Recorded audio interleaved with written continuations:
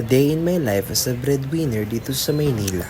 Tara, samahan niyo ako. Akbayin natin ang SM North Edsa ng Quezon City. So yun na nga mga kuis, nakapasok na po ako. At syempre dadaan muna tayo sa pinagtatrabahoan natin. Walang iba kundi ang Malhang. So yun na nga, nakita natin yung kasamahan natin nagpupunas.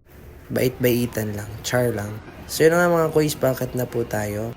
Dahil papunta po tayo ng Sky 2. Kaya kailangan po natin umakyat ng second floor. So yun nga mga kuys, habang naglalakad tayo, meron tayong makikita mga kainan din dito. Sobrang sarap naman talaga. So yun nga mga kuys, dito tayo sa Sky 2. Talagang ramdam na ramdam mo ang Pasko dito. Dahil sa lights pa lang, Paskong Pasko na. So yun nga kuys, flex ko muna yung mukha.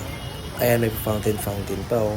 Talagang dito mo makikita sa SM North Edsa, sobrang ganda ng mga light. Yung parang dito mararamdaman ang Pasko na hindi mo naramdaman sa ibang bansa. Iba talaga ang Pasko ng Pinas. So yun na nga mga kuys, makikita naman natin SM North Edsa.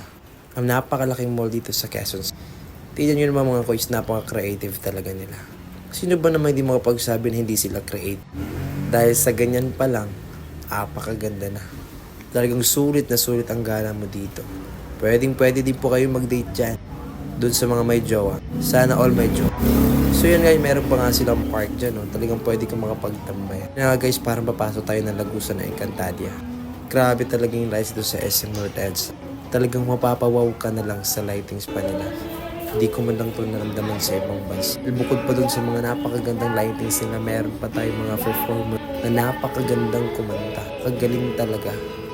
Siguro kung ako niyan, mahiya ako dyan. Pero bilib po ko dyan kay ate. So yun naman guys, papasok na naman tayo sa Lagusan na Encantadia. Ayun na nga guys, maglakad-lakad tayo. Marami pa rin mga mapangakainan dito sa Sky 2. Ay, tingnan nga guys, hindi pa rin nagtatapos ang lahat. Meron pa rin dito. Apakagandang park talaga dito sa SM North Edsa. Kahit na puno nila may mga lights din. Ngayon lang ako nakakita mga kuys, napakagandang lighting. Napakagandang decoration for Christmas. At makikita nyo napakalaking North Edsa talaga.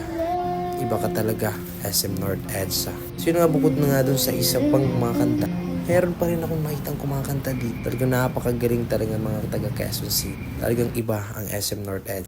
So yun nga guys, bukod dun sa Sky 2, pa rin pala dito sa loob. Dito mo makikita ang napakalaking Christmas tree at ang napakalaking usa.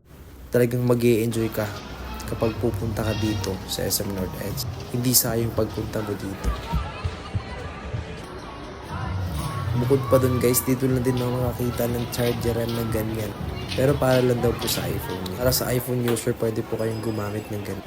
Ilalapag mo lang po yung cellphone mo doon, magta-charge na po siya. So yun na nga mga kuys, makikita din tayo napakasarap ng mga sangyupsal. Yun na nga po guys, pauwi na po tayo. Grocery lang po tayo ng unti. Samahan niyo po ako ulit sa takbo ng aking buhay. Maraming salamat po.